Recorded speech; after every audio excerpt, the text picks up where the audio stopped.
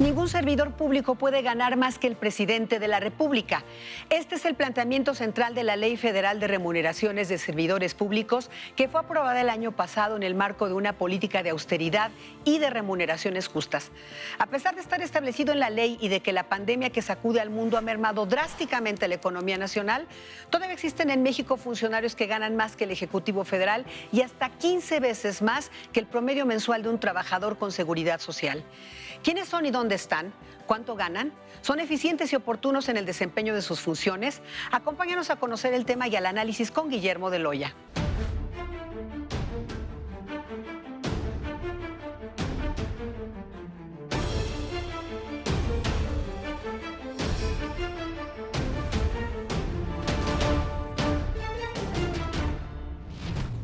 El pasado 27 de mayo, la primera sala de la Suprema Corte de Justicia, por 3 votos a favor y 2 en contra, resolvió suspender la aplicación de dicha ley tras la impugnación de la Comisión Federal de Competencia que encabeza Alejandra Palacios.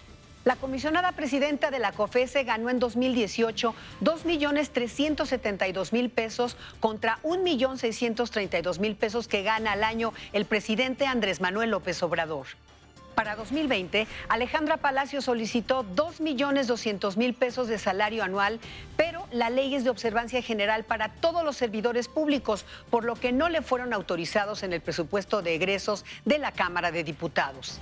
Pero la reducción de sueldos no le gustó a la COFESE, por lo que interpuso 40 amparos, de los cuales 14 son funcionarios de alto nivel que ganan alrededor de 30% más que el presidente de la República. La lista de los funcionarios de la COFESE que se niegan a reducir su salario la encabezan los 6 comisionados de la Comisión Federal de Competencia: Alejandra Palacios, comisionada presidenta, Eduardo Martínez Chombo, Gustavo Pérez Valdespín y 4 comisionados más. Tras conocer la resolución de la Corte, el presidente Andrés Manuel López Obrador señaló que no es posible que haya funcionarios con sueldos de $200,000 pesos y mucho menos en las actuales circunstancias que vive el país.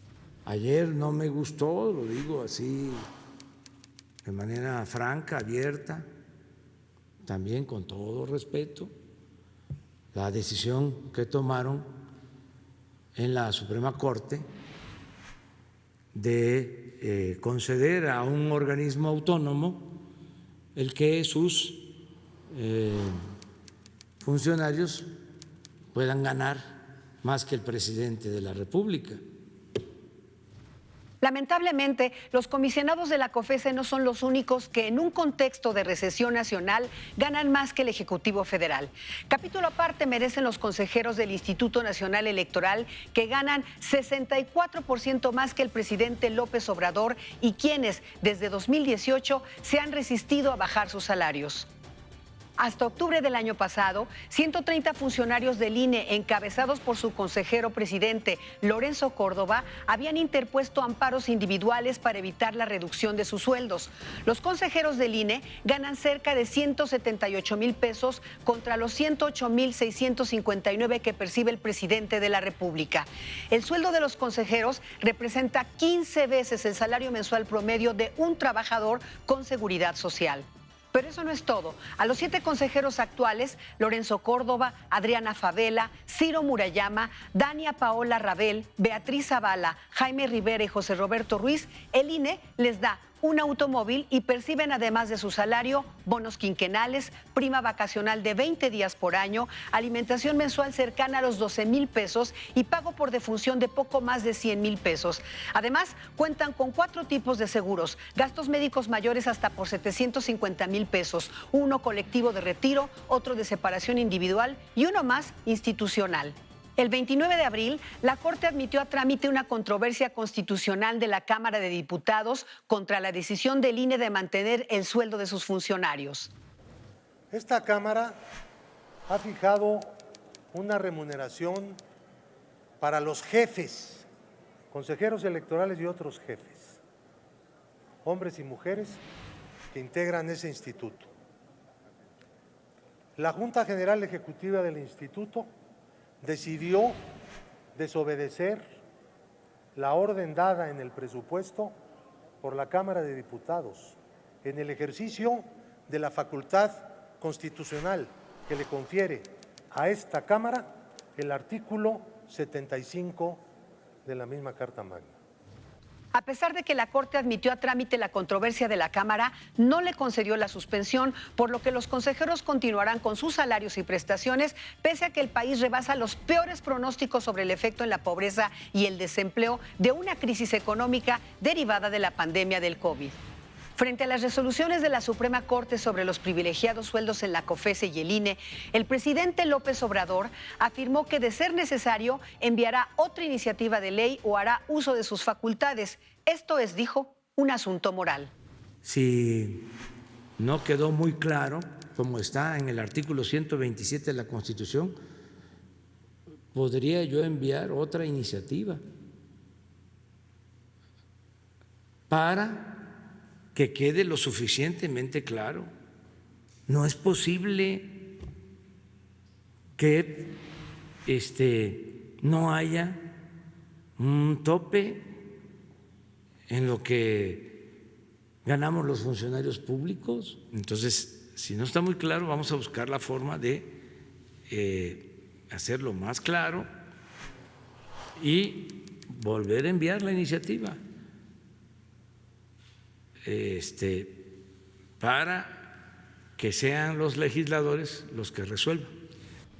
México, según la CEPAL, será el país de América Latina que tendrá las mayores repercusiones económicas a causa del COVID y, por tanto, que tendrá mayor crecimiento en la pobreza. 47.8 de cada 100 mexicanos serán pobres y 15.9 estarán en pobreza extrema.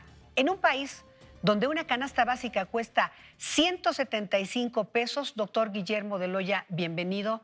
Gracias. Me parece terrible, un insulto, por decirlo menos, lo que está pasando con los consejeros del INE. Hay varias cuestiones que analizar acá. Primero, creo que sí hay una situación legal y hay una situación ético-moral y solidaria que tiene que ver precisamente con este punto que estás comentando en el último. En un país donde las cuestiones presupuestales, de ingresos, de orientación de gasto han cambiado fundamentalmente, creo que no se puede apelar necesariamente y en su totalidad al argumento legal. Esto es una cuestión de solidaridad también con la propia nación. ¿A qué me refiero? Viene un panorama económico verdaderamente muy complicado. No tan solo son las cifras que has precisado, sino las previsiones que se tienen para recortes de gasto, para varias cuestiones que tienen que ver con esta austeridad republicana bien enfocada por parte del gobierno. Yo creo que hay que apretarse el cinturón sin duda ante un escenario como el que tenemos enfrente, pero también las condiciones globales nos van a limitar de manera muy clara. Y México, en las últimas cifras que ha dado a conocer el propio INEGI, pues tenemos un escenario inédito, un escenario donde posiblemente estaremos transitando hacia la más profunda depresión económica que hayamos conocido, al menos como generación, e incluso muchas generaciones pues a partir prácticamente de los años 20, donde después del gran crash que se tuvo de los Estados Unidos, de la Gran Depresión, no ha habido otro momento ni siquiera en aquel 1982 o 2009, que es el más cercano. Dadas estas condiciones, creo que debemos entender que nos deben llevar a una situación en donde pues es altamente reprobable, mal visto, el que, apelando a la naturaleza autónoma de un organismo que, pues, repito, evidentemente tiene libertad en el manejo presupuestal, se malentienda esto para llevarse a las cuestiones que no son altamente efectivas y que no tienen que ver con la función sustancial del organismo autónomo. En este caso, la COFESE, pues yo quisiera verla tomando un papel mucho más activo dentro de la pandemia. Y es que, considerando estas cifras que acaba de dar de conocer el INEGI de 12.5 millones de desempleados, o sea, eso es súper revelador del momento económico en el que se encuentra el país en un siglo, bien lo decías. Y la verdad me parece, otra vez, perdón que insista, pero volviendo a los 175 pesos que cuesta una canasta básica para una familia y lo comparas con los 178,000 para cerrar mensualmente que reciben los consejeros del INE, insisto, es insultante, es una afrenta, de verdad.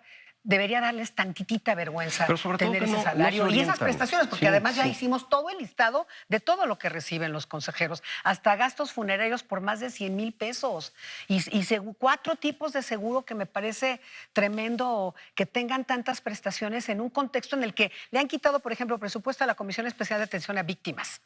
Terrible. Por ejemplo, y que de verdad ahí haya tanto dispendio y por lo menos en los salarios ellos tuvieran la decencia de decir, adelante, Y la solamente justo ante el presidente de la República. acotación mínima. Sí. Mientras no se oriente el presupuesto, el gasto presupuestario del organismo autónomo a la efectividad del mismo, estamos viendo una situación altamente inmoral.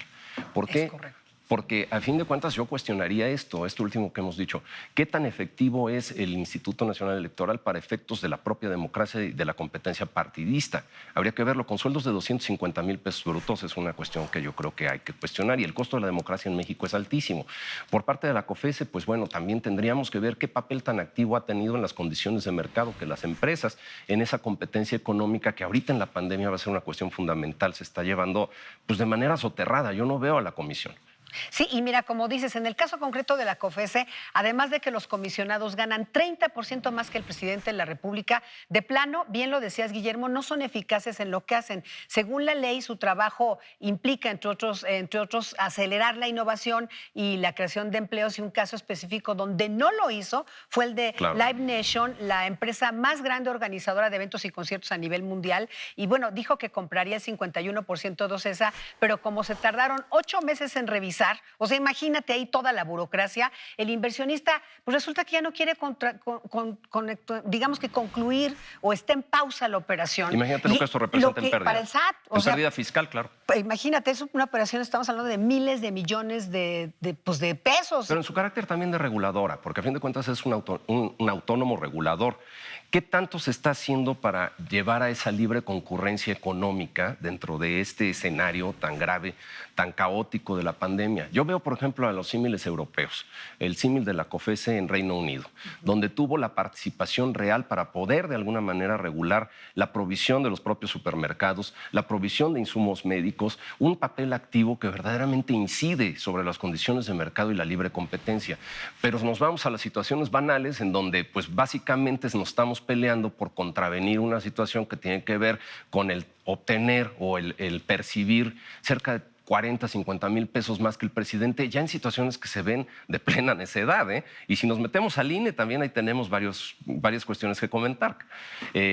Pues nada más habría que recapitular que en 2018 el costo de la democracia mexicana, estamos hablando alrededor de 40,000 millones de pesos. Sí, para y los en años no resultados. electorales, alrededor de 28,000. Fíjate que yo quiero recordar en este momento, tú también seguramente lo recuerdas, porque este tema de los salarios de los consejeros del INE, ya que lo vuelves a abordar, no es nuevo. O sea, tenemos por lo menos 3 años, muchos más, Así es. Sí, pero mucho 3 más. donde ya hay una línea clara de que reduzcan su salario cuando se quisieron construir toda una pista de atletismo y baños y bueno, todas las regaderas y lo que implica hacer ejercicio, porque lo querían tener en el INE, llegar ahí los funcionarios, no solo son los consejeros del INE, son muchos funcionarios que ganan más que el presidente de la República.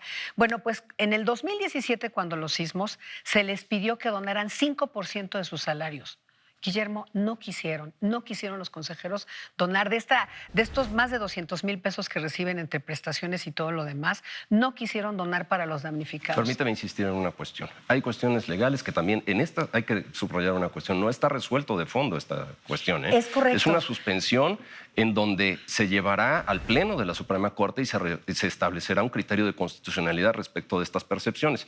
Pero hay la otra cuestión que yo creo que también hay que subrayar de manera muy especial. México ya no es el mismo. México ha cambiado y probablemente va a cambiar muchísimo más en los próximos meses, en los próximos años, por esta situación que nos afecta a todos. No podemos alejarnos de una situación de irrealidad, una situación en donde la opulencia, en donde las prestaciones indebidas o excesivas son la constante en organismos que no plenamente justifican su quehacer dentro del sistema mexicano. Sí, con mira, eso, yo creo que es importante lo que dices en cuanto a que no está el fallo todavía, es una suspensión efectivamente y habrá que esperar.